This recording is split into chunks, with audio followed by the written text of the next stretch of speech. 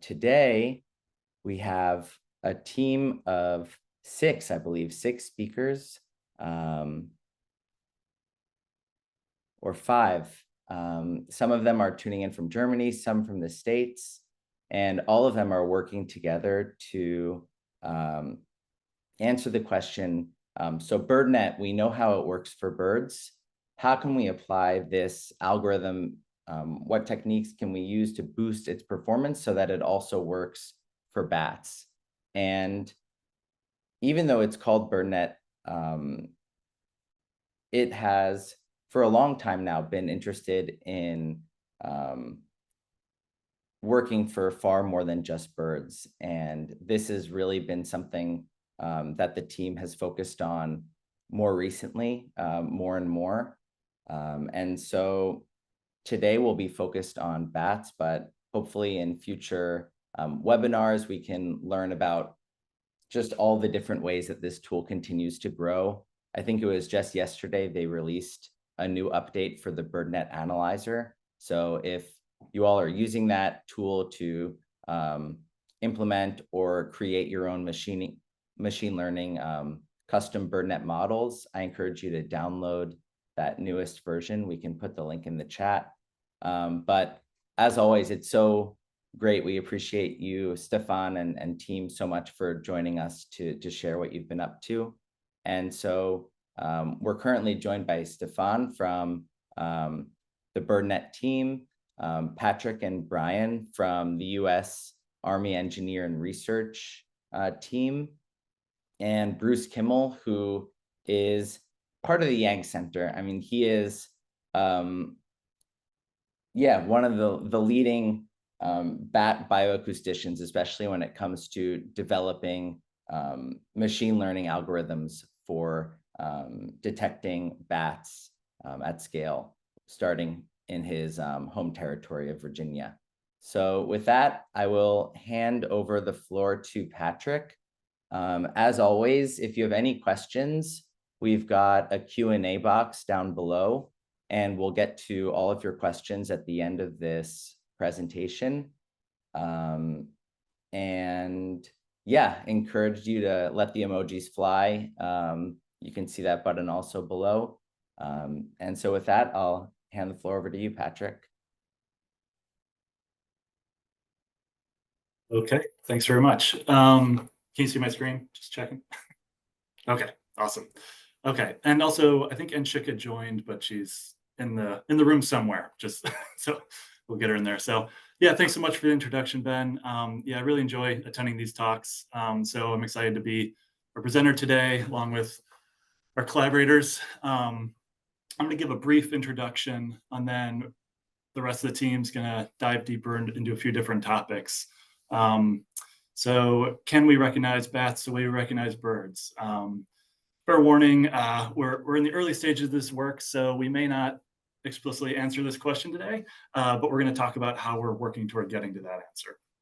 There are a lot of people around the world that are using different machine learning techniques to identify bat vocalizations, but today we're going to, as Ben said, discuss our approach using the BirdNET algorithm. And if you're joining this this webinar, then you're probably familiar with it, or at least heard of BirdNET, but if you haven't, then you will be familiar by the end of the talk. So before I start, just want to acknowledge and thank the United States Environmental Security Technology Certification Program for funding this work. So our overall goal is to develop a freely accessible model for bat acoustic identification and a database for future development beyond our work to improve the accuracy and the reliability of automated bat classification. And so, although ultimately our goal is to create a global model, we're starting with a classifier for the approximately 48 species that occur in the United States and Canada. So in the US, several species are drastically declining, and much of the monitoring for bats is conducted to comply with environmental laws like the Endangered Species Act. In this map, you can see the ranges of 9 species or subspecies that are either federally protected or proposed for protection, and how far-ranging they are across the country. So passive acoustic monitoring, of course, is the most common survey method for bats. And with advances in acoustic recording technologies over the years, we've gotten, as you guys probably all know, we've gotten really good at collecting massive quantities of data, but the data management and the analyses on the back end still present some major challenges for land managers or researchers that don't necessarily have the time or the expertise to analyze these data sets. So they typically turn to automated software programs, a few of which are listed here for species that occur in the US and Canada. Of course, there are other ones around the world. These programs are incredibly valuable, of course, for speeding up the processing of large data sets, but they vary in their accuracy and their reliability. So here are a few examples below of some studies that have shown high levels of disagreement between programs on the same data sets. The bottom line here is that there's no clear-cut winner or best program, and the potential suitability of different programs often varies across species or within a program across data sets even.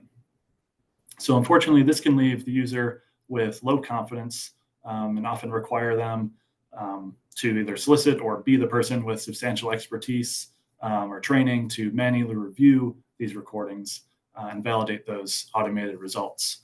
And so, of course, this is a very subjective and time-consuming process. So the more we can cut down on that, the better. These software listed here use signal processing and machine learning algorithms, but they don't incorporate the most recent advances in deep learning methods.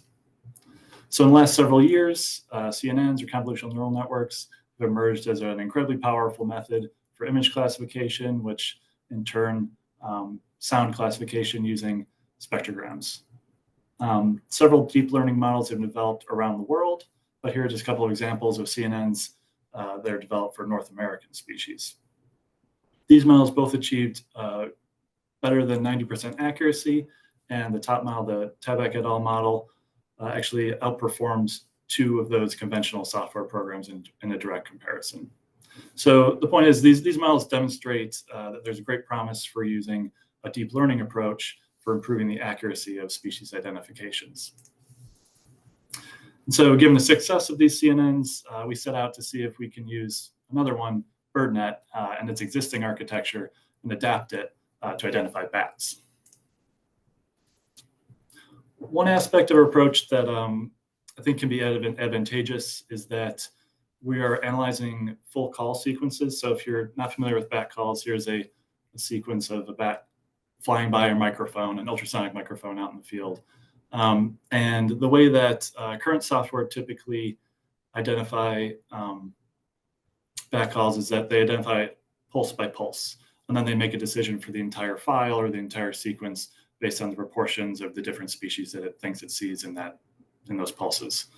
But the problem is that the pattern across the sequence is sometimes a critical way that we distinguish similar looking species. And we'd like to account for this difference if we can. Here's one example of tricolor bat and eastern red bat. These are two co-occurring species. One is proposed endangered, tricolor bat, and the other one is not of conservation concern. So it's important to be able to tell them apart. These species, or these pulses here, can be easily confused if you try to identify them individually. For example, these two pulses look extremely similar, and you couldn't blame the software for calling them one or the other. But if you look at the sequence as a whole, you can account for some of those species-specific differences that aren't apparent at the individual pulse level. So in this case, tricolor bats are known to have a steady sequence kind of across 40 kilohertz, and eastern red bats have a bouncy sequence that kind of goes up and down and kind of an unpredictable pattern from pulse to pulse.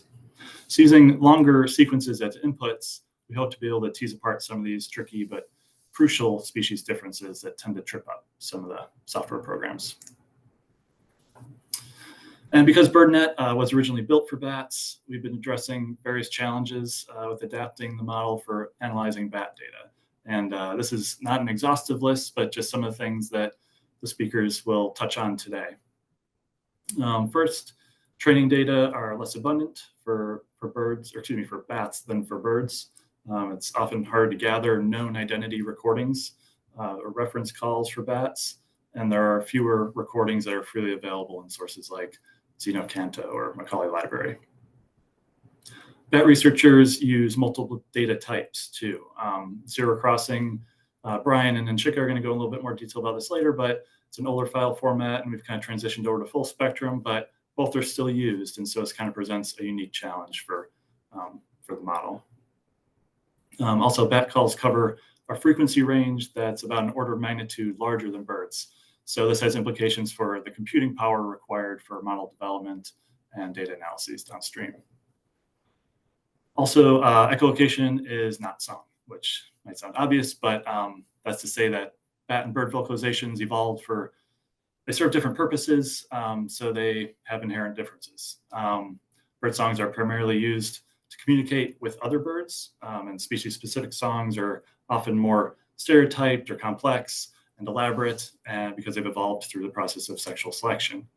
Echolocation, on the other hand, is primarily to sense the environment for an individual bat, for them to navigate at night.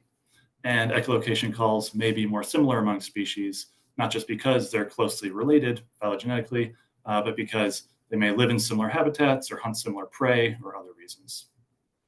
So that was an extremely quick overview, but I'm going to pass it off now to Brian and Nchika to discuss data collection and annotation. I'll stop sharing my screen.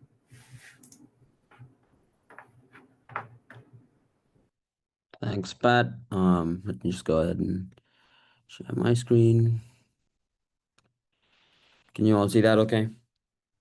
Yep, looks good. So yeah, as Pat mentioned, we're training BirdNET for bats. And so with that, we have new challenges. We have to collect data sets and annotate these data sets to make sure that we're feeding good training data into the model. So that's what I'll be talking about here. So the broad goal here is to build a robust library of bat calls that we will then use to train and test the model. So BirdNET, I think, is obviously only going to be as good as the data we use to train it and to test it. So with the lack of huge training data sets that are easily available, we kind of have to get these data sets together, annotate them to make sure that we're feeding in good quality data. And essentially, we want to do two things. We want to ensure a good quality of our call library. So make sure that the call library has high quality calls and also have enough of a quantity. So obviously the sample size is going to matter. The more samples you have and the more diverse the samples you have are, the better the model is going to perform. At least that's our hypothesis. So a little bit more about the importance of call quality, specifically for bats. So as Pat touched on, bats are sometimes difficult to distinguish at the species level. They're different than birds, and they have some unique challenges that other species might not have. So specifically with bats, we have a bunch of species that have frequency overlap in their calls. So they emit calls at the same frequencies. They have call shape convergence. So sometimes you look at the frequencies of the calls, but also the shape of the calls. And across species, sometimes these might be similar. Other times you might have within species plasticity. So depending on where the call was recorded, the habitat that the detector was placed in to pick up the call, flight speed of the bat, some behavioral effects, the weather, all these different factors affect how the bat emits its call and how it's picked up by the detector and what it looks like. And so, yeah, you also have detector and recording bias that I touched on. So we use multiple different types of detectors, and data from these different detectors might look different.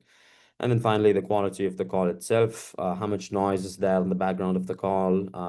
Did we pick up any echoes? Are there any harmonics, things like that? So those all influence what the call looks like, which we have to account for when we're training our model.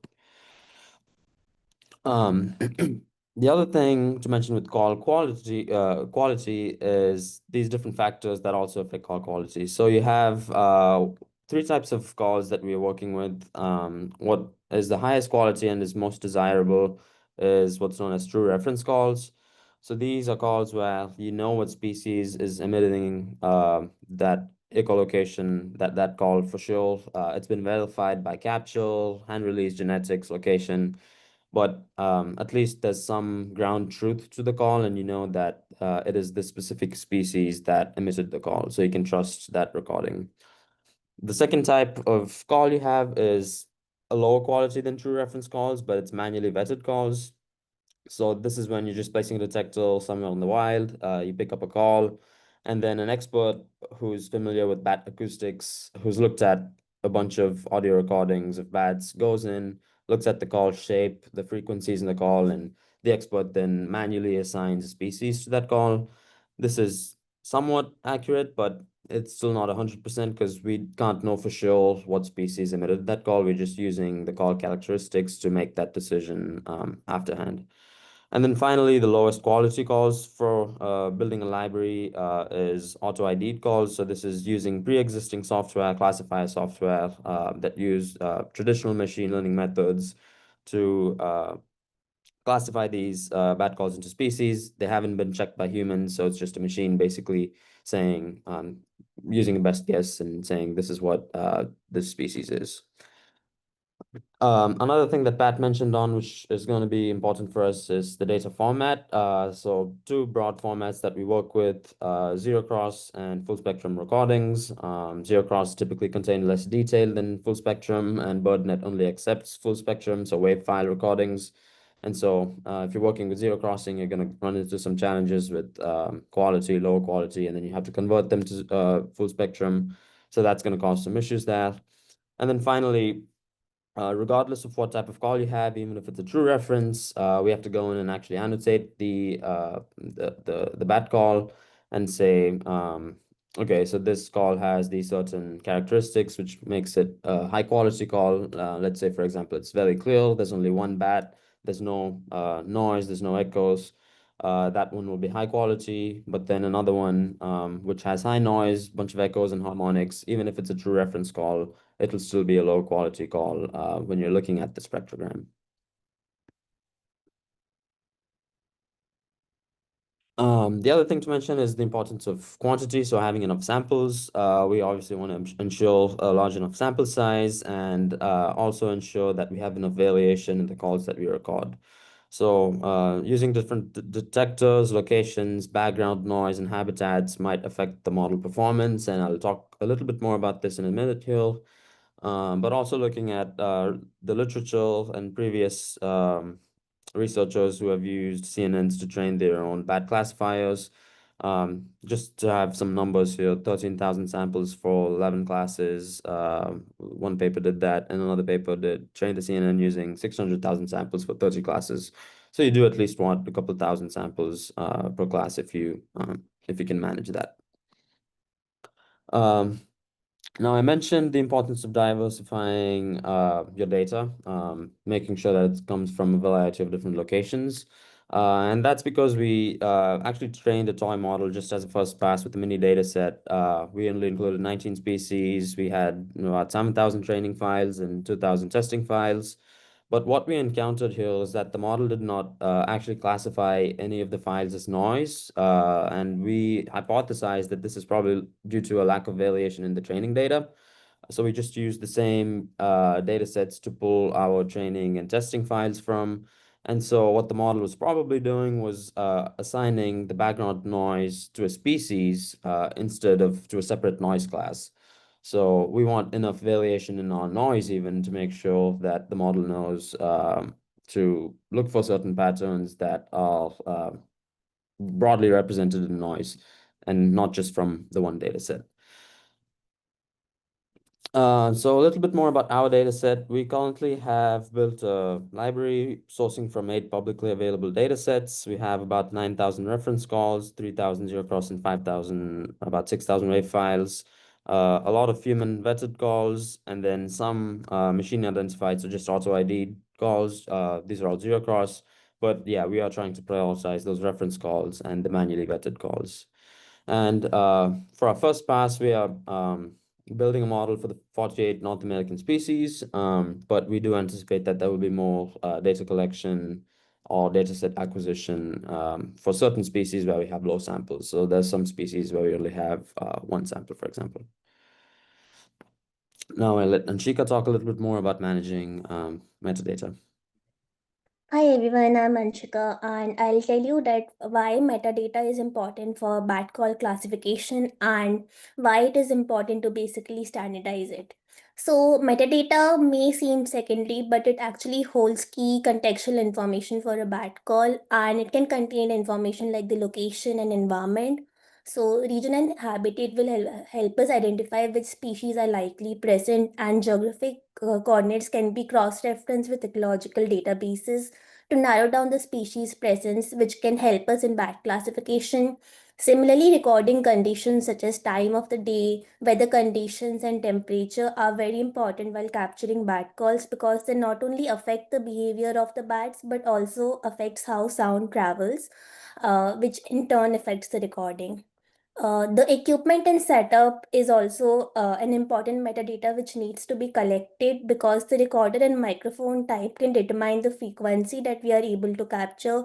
The microphone orientation can affect the quality of the calls, as well as the settings that we do for the microphone is also important, which can affect the type of calls that are being captured. So metadata is not just background information, but it can highly influence the classification performance. Now we can move on to the next slide, which is basically why we are standardizing metadata to guano format. So if metadata is missing or if it is inconsistent, it can lead to misclassification by ML models because metadata is highly fragmented.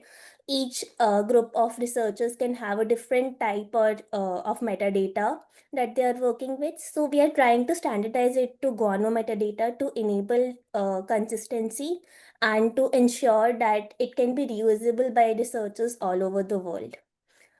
We can move on to the next slide now. So another thing which we are working on is the conversion of zero crossing to full spectrum files.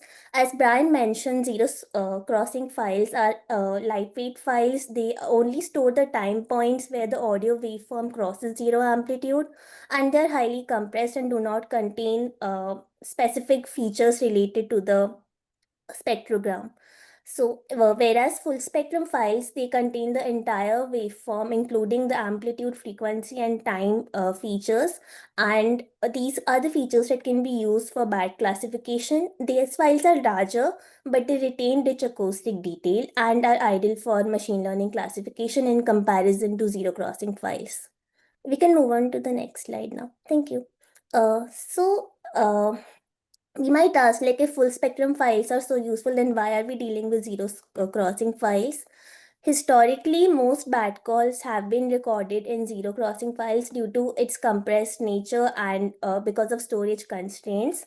But now there is a need to convert it to full spectrum files because the BirdNET, which we are working with, only accepts .wav files that are full spectrum. As well as conversion will lead to an enhanced training data set and ultimately a better classification model. There are many challenges that we are facing, however, with the conversion of zero crossing to full spectrum files, because zero crossing files, as I mentioned, do not preserve the full waveform. And we are essentially trying to reconstruct missing information using interpolation, such as half sign interpolation, uh, which can add uncertainty because it won't work for all type of zero crossing files.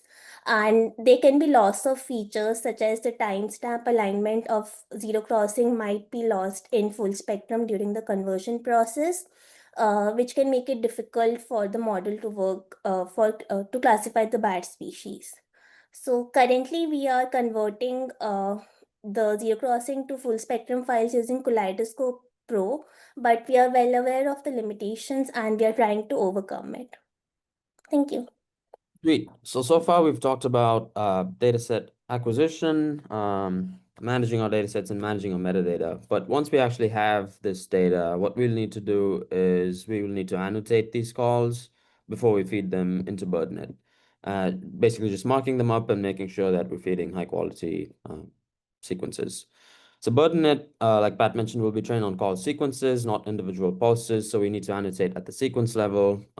Files usually contain a variable number of sequences. So sequences, multiple pulses. separated by noise sometimes. So we don't want to include this noise in the training model. And we want to draw bounding boxes tightly around the sequences themselves so that we're actually only feeding the sequences and not just empty noise into our training model. Currently, we're talking about using Raven Pro for our annotations. And yeah, like I mentioned, minimizing empty space is a priority here.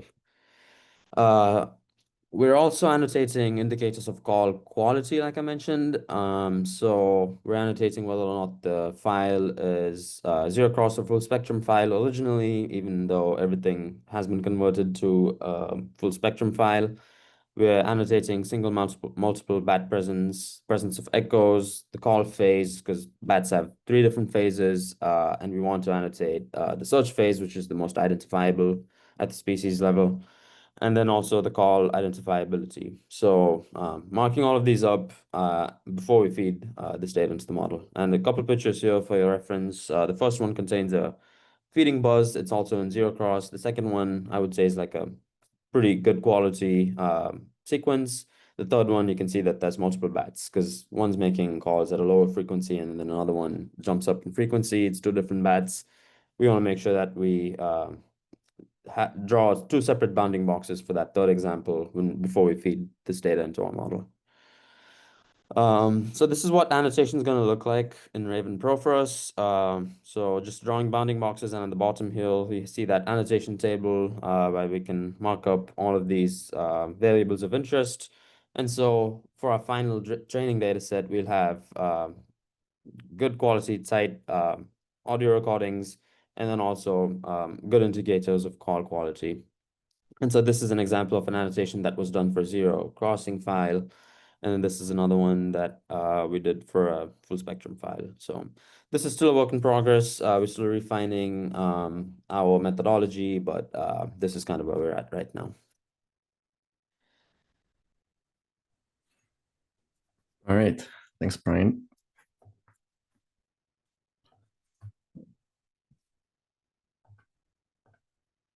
All right. So just assuming that we've sorted out our data issues out and that we have annotations and we have samples, there's still like the question of how do we actually process ultrasonic recordings in BirdNET or BirdNET Analyzer. And so for that, I just want to like briefly recap why we think that embeddings and transfer learning might help.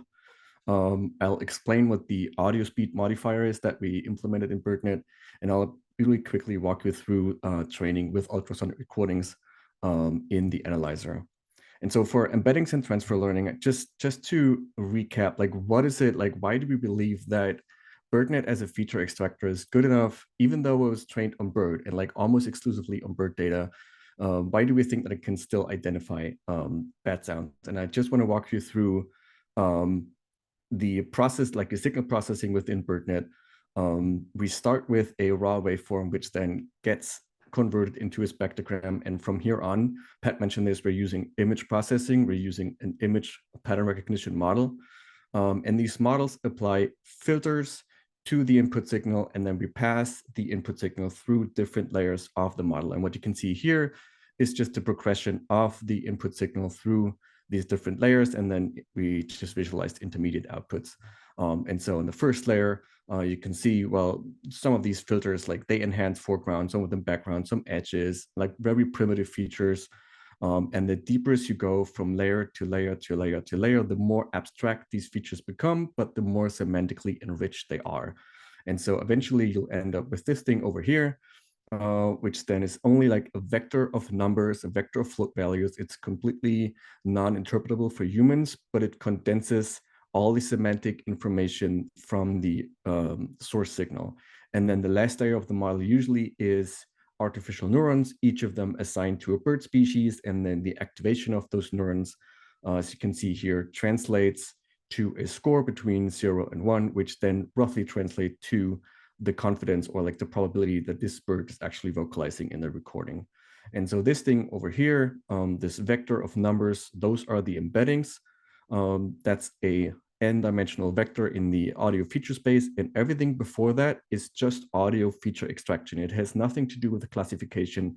Only the last layer does the classification. So if we remove the last layer, we can still leverage the audio features that BirdNET can extract. And so even though echolocation is not song, and even though BirdNET was almost exclusively trained on bird data, we can still assume that these audio features are good enough to recognize the patterns of these call sequences of bats.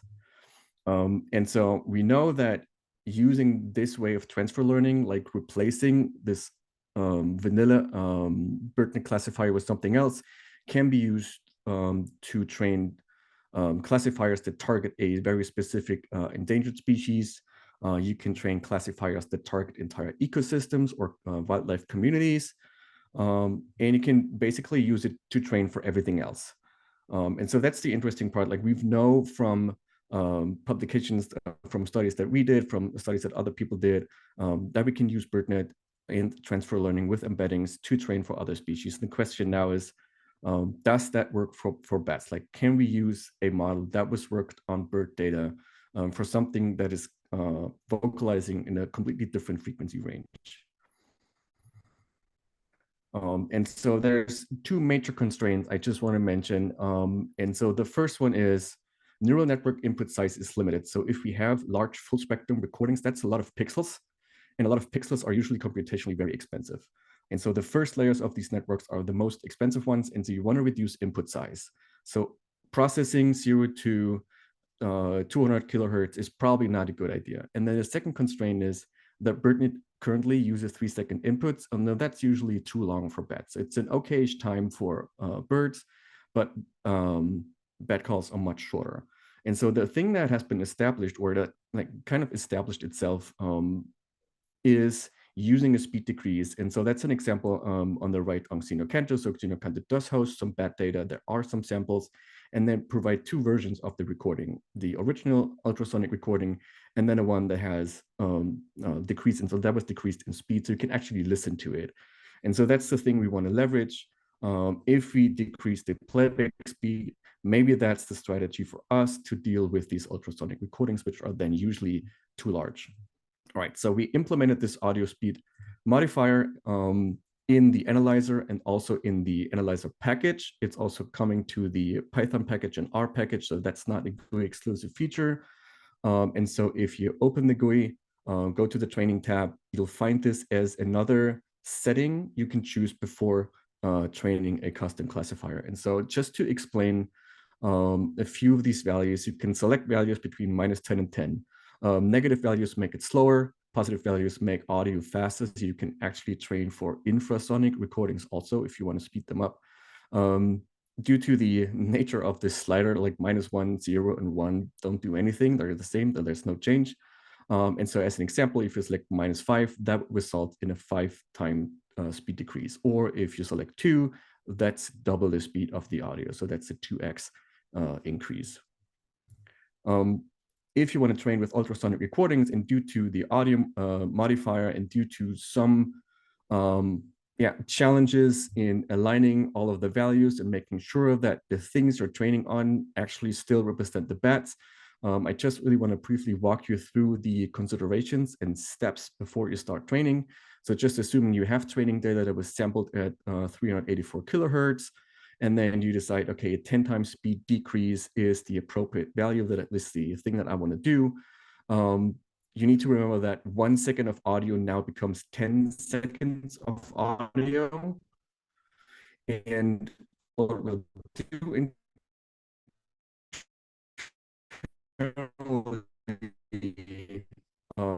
which is totally lossless and very computationally inexpensive with just pre-8. So we will pretend that those were recorded at 38.4. Processes 48 kilohertz recordings, so we'll upsample. And then BirdNET only processes between 0 and 15 kilohertz, and we process 3-second chunks. And so those are like important things to remember. So this 1 second of source audio at the 10 times speed decrease might actually end up becoming 3 different samples. Because if you extract samples consecutively from a 10-second chunk at 3-second intervals, so that's roughly 3 samples. And so that's just something to keep in mind. And so there are a few important considerations. And the first one is, are there any pauses between your vocalizations? Because if you slow down the recording, you'll slow down these pauses between calls, and those pauses might end up being empty samples, which is something you want to avoid. And so that's why it's important to have like relatively tight boxes or relatively tightly cropped recordings. The other question then is your bat vocalizing below 15 kilohertz after modification? So what's your original frequency range of your bat? If you modify it, is it below 15 kilohertz? Because BirdNET only processes up to 15 kilohertz.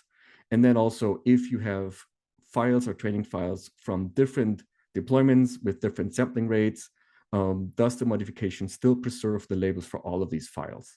So that's an important thing to consider, like if you have some diversity in your data. And then the other, probably most important thing, just like with bandpass filters and other settings, you need to make sure that you apply the same audio speed to all analysis steps. And that affects not just training, but also inference, and then also like sequence review and all these other things. So make sure you can't train a model on a 5 times speed decrease and then run inference on 6 times speed decrease, because you thought, maybe that's a bit better. So like those will create artifacts, and then the model will underperform.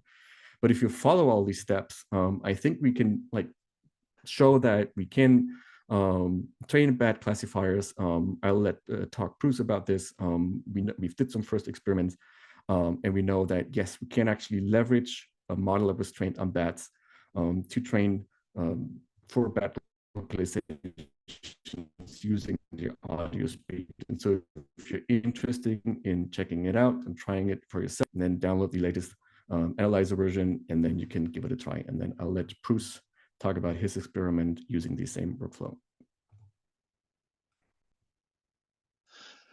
Great, thanks, Stefan. Let me share my screen here real quick.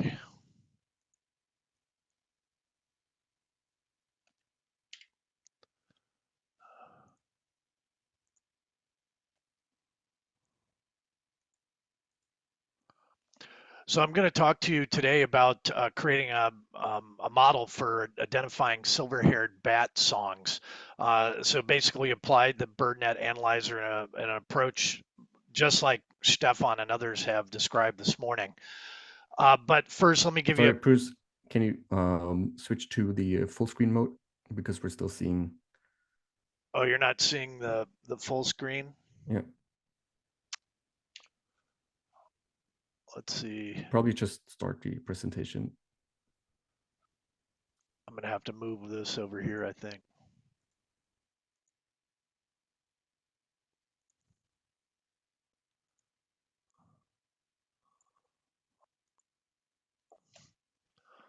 Is that better? Yeah. Okay, good. Thanks. So I just want to introduce the talk. I'm going to talk to you a little bit about the project we have for monitoring bats here in Northern Virginia. I'll tell you a little bit about what a silver-haired bat song is, how we trained the model using BirdNET Analyzer, and then the analysis of 3 years of project data with this model. So first off, we started this project in Loudoun County a couple of years ago. We're contributing to the North American Bat Monitoring Project. We're covering 6 different 100 square kilometer grid locations from the project. We have 16 acoustic monitoring devices out in the field. They're all based on SM4 BAT FS ultrasonic recorders from Wildlife Acoustics, and we monitor currently from March through November. And this picture shows a typical deployment where we've got sort of a weather station kind of rig with the microphone pointing straight up and about 3 meters off the ground. And as described, we've been using, the available software that's out there commercially, and we know that there's limitations with that.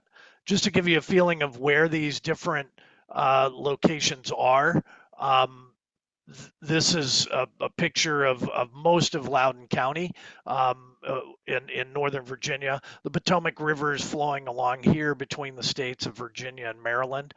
Some of the locations in blue, green, and yellow here are in rural areas. There's lots of farming types of things. This is a state park up here. And then several of the locations are more in more urban environments, and there's 4 sites that are right along the Potomac River, and most of the other ones are more inland. And to date, we've produced more than 2 million recordings since 2022. So what is a silver-haired bat song? Well, Corey Lawson et al. First described this song back in 2023 from sites that were in Western North America. Here's a map where all these sites were, and they described this spectrogram view of the song where there's a lead followed by what they called a droplet and then several chirps. And this is a true song that they've speculated is used for mating or territorial displays, often recorded near silver-haired bat roosts, for example. And you can see there's some variation there, like this has 4 chirps, this only has 2, there's 3. So you can get a variety of different types of calls like you might see in a bird as well. There's considerable seasonal variation in this call production, as it turns out as well. It's mostly in the winter, right before hibernation happens when there's a lot of mating, but also a lot of calls are seen in the spring. 93% of the calls did not occur in summer months, for example. So if you look at 100,000 or more, raw spectrograms from the Loudoun County data, you can find really nice examples of this Llano song, the silver-haired bat song. And you also see that there's variation very similar to what Lawson et al. Described. You can also, if you dive in further, you see sometimes the lead is very different. This is also something that Lawson et al. Described. But a lot of times you have to deal with these other types of what are termed social calls from other bats. Here you have multiple bats in this recording. And although there's clear songs here, there's other places where songs might be obscured from these social calls. So you have to deal with this type of variation in the model. So, but why do we need a model? Well, I wanted to be able to retrospectively interrogate greater than 2 million recordings. I couldn't manually go through those. We wanted to determine if the silver-haired bat songs in the eastern part of North America were similar or not. That hasn't really been characterized. And lastly, we wanted to understand if the song production had a similar restricted seasonality to it. So the training data was derived from both Loudoun County sites. There were 3 sites where I could sort of easily find songs pretty quickly, but also Lawson L. Nicely shared about 110 recordings from their paper. So randomly and grouping these things together, I divided these into a training set and a testing set. There were a total of 221 recordings in this exercise. So just to give you a quick feeling of what went into the model, as Stefan was talking about, you have to divide up the clips and slow them down. In this case, I used half-second clips that were slowed to 3 seconds to fit into the BirdNET frequency range. And I found that I needed additional classes. So in this case, Llano is the 4-letter abbreviation for silver-haired bat, but we also included surge phase calls, feeding buzzes from silver-haired bats, big brown bat and hoary bat feeding buzzes, recordings that had multiple bats, as well as other types of social calls like I showed you. Ultimately, the model was also trained, each of these different models was trained with 2,800 or so noise clips. And notice that the main difference between the 3 models that were trained here was in the number of recordings that contain multiple bats. That was something that I found seemed to be correlated with false positive production.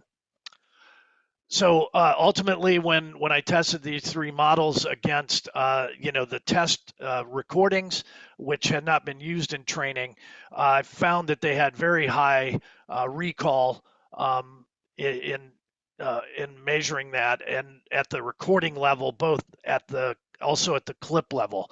So in other words, recordings means that there was at least one, song identified in the recording, while clips was looking at all the clips that could exist across all the recordings. Ultimately, Model 4, V4, had the best balance of precision and recall when you looked at other tests. And so I used that to go through about 2.2 million recordings from our project spread across 3 years. You can see we've expanded the program over the years, and most of the recordings came from 2024, but there are a lot of recordings from the other years as well. So a total of 1,200 positive recordings were identified from this exercise with the model. And when I manually reviewed all of those, 321 actually had a Llano, a silver-haired bat song in the recording. And interestingly, 2 sites, 69% of the true positive recordings came from 2 sites only. So there was this real site selectivity. We observed similar variation, seasonal variation with the song production. And it was really interesting because one night in November at one of the sites had 35 recordings that had songs within them. So what about false negatives? It's a little hard to measure this, but I did notice that recordings tended to cluster in time. And so I examined 20 recordings before and after true positive recordings, and I found an additional 29 false negative recordings with that method. And that allows me to estimate that there's a maximum recall of this model across a very large data set of about 0.9 or 0.92, something like that, which is a reasonable replicate of what was seen in the test data.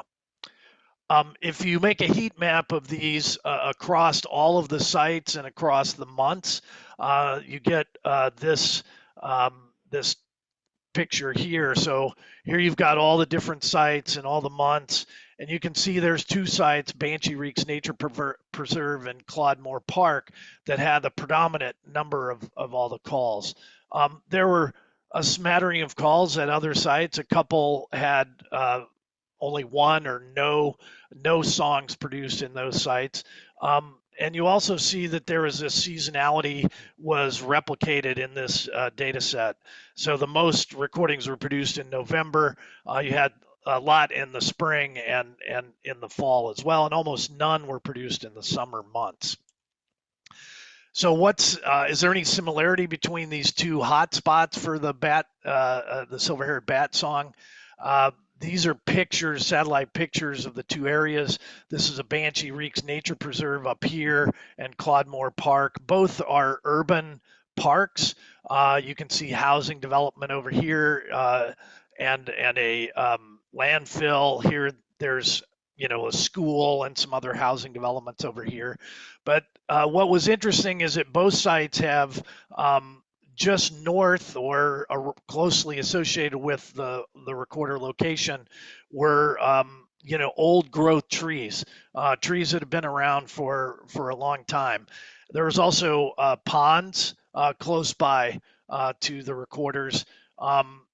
The tree line was within 25 to 30 meters of the recorder, and the ponds were about 150 meters from the recorder. So this seems pretty similar. Interestingly, the places that got 0 to only 1 Llano song, silver-haired bat song call were not within a very close range of old growth trees at all. They tended to be out along stream beds where there were very few trees, for example. So in conclusion, the V4 model had a high recall, but ultimately fairly low precision, but it still allowed me to quickly review 2 million recordings. Only 0.06% of the recordings were required for review. The high recall ensured that most recordings were found in the data set, and there was strong site selectivity as I described. There are often other social calls apparent in the recordings that had the songs, which is interesting to follow up on perhaps, and the seasonality and the structure and variation of the calls were very similar to what Lawson had described. So thanks for your attention.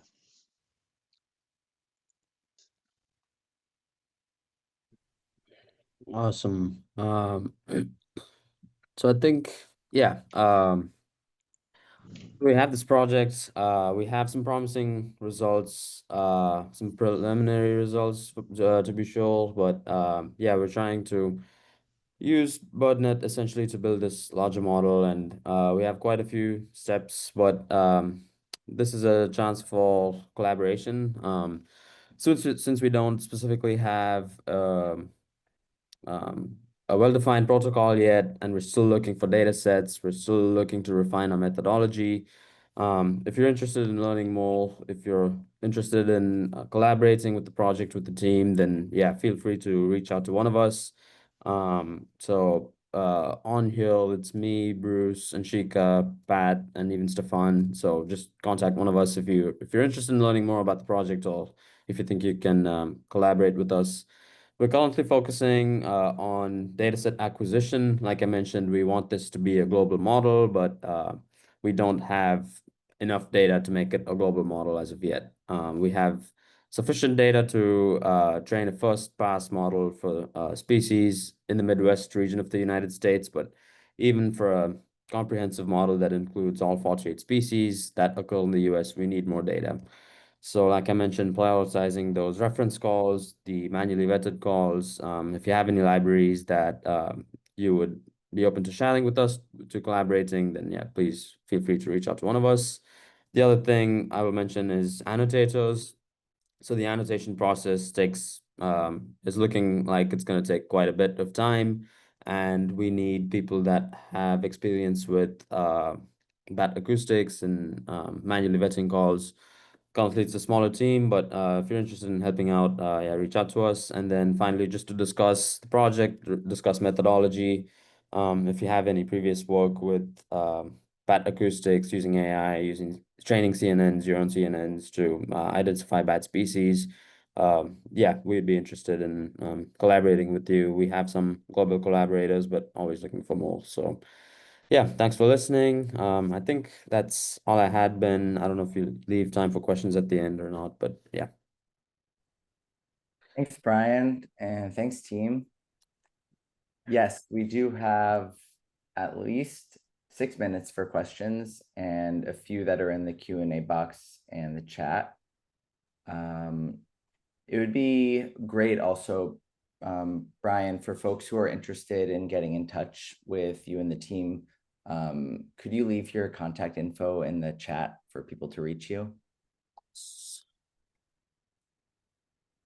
So let's see. One question from Guzman is if it's possible or in the plans of BirdNET to include these species as part of the algorithm itself, or will people always need to create custom classifiers for these taxa? So the plan is definitely to include all the species that have sufficient amounts of data. It's a bit fuzzy what like sufficient means, but usually we're relying on what Xenocanto and Macaulay library have. But the only way they're going to find their way into BirdNET is in a slowed down version. So there's some compromise there. The next BirdNET model version will allow for variable length inputs, so you're not stuck with 3 seconds anymore, so you can choose a bit more freely which speed decrease you're going to use.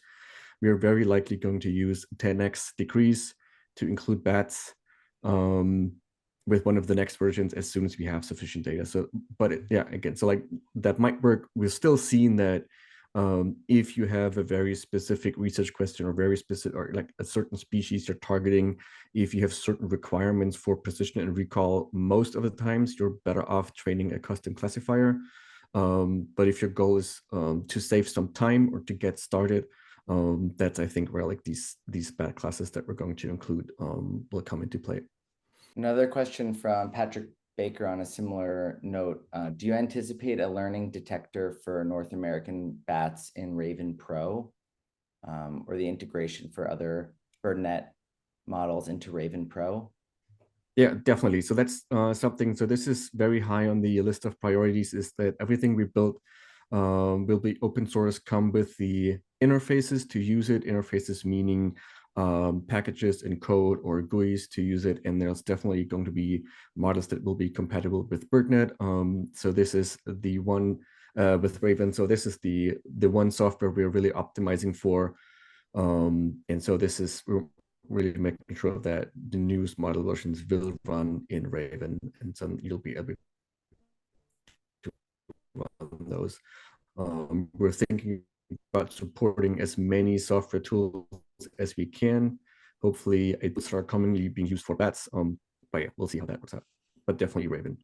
So another question from Francisco. Hi, Francisco. Do you believe that this approach would work for insects, considering that their calls vary with temperature? That's a tough one. We could argue that since we're looking at longer sequences in if you have enough variation in your training data, you might be able to tell them apart. But I'm pretty sure that'll depend on the species. For some species, it might work pretty well independent of temperatures, and for others, it's going to be a nightmare. So like always, there's going to be a bit of a mix, and it really depends on which species you're targeting.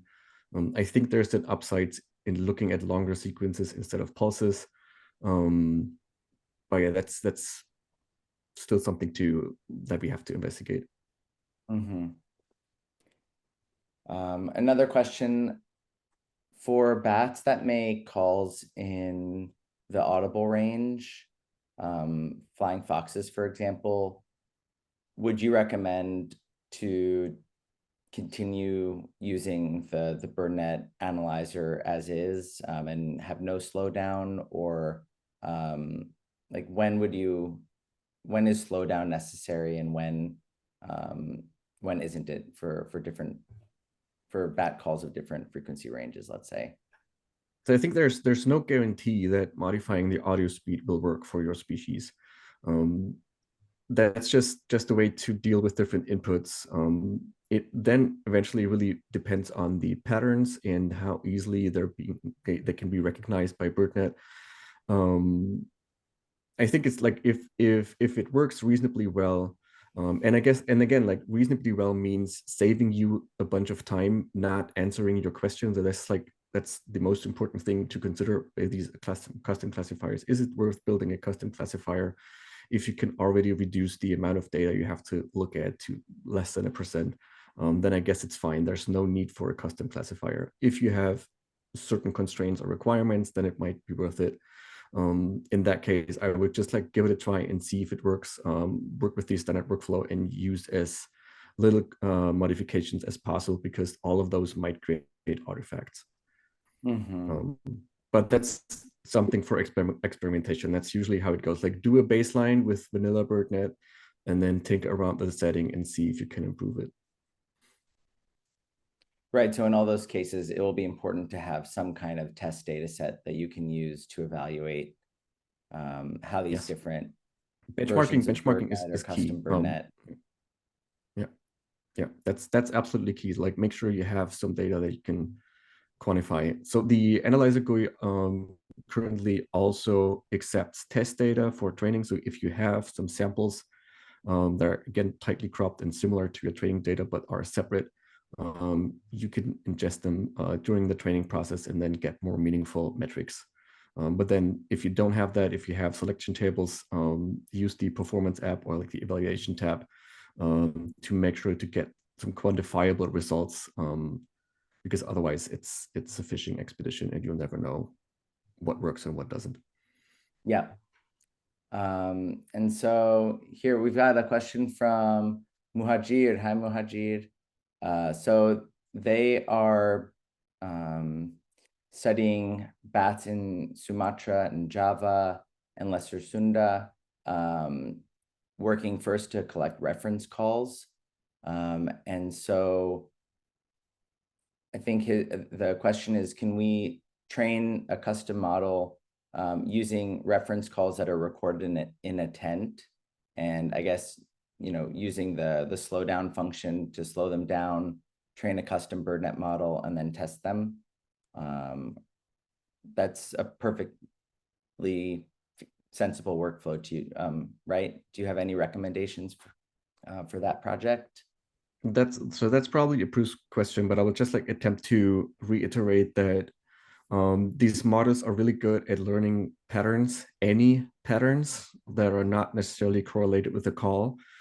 So these recording conditions do matter.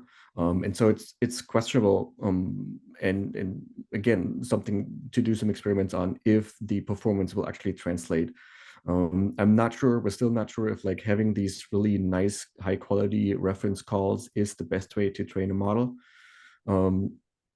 Bruce, what's your experience when it comes to? There's a lot of sample discussion in this field. Joe Swizak, for example, would, when questioned about whether you could get a circus tent or say a MASH tent and put bats in there and record them flying around, the answer from Joe has always been that you'll get so much echo and reverberation of the sound that you won't get high quality recordings. But others, then is a circus tent big enough? So how big's your tent is a really important thing. How are you going to, think about the reverberations and the echo that might happen, from the tent walls? If you put soundproofing on it, will that work? I don't, there's a lot of interesting ideas there, but probably some challenges too. Okay, does anybody have any last questions for the team? If not, then thank you all so much for joining us today. And it sounds like they're quite interested in collaborating with folks who have annotated data or data sets from North America as part of their mission to train this BirdNET for bats, at least, starting with North American bats, and hopefully growing beyond that.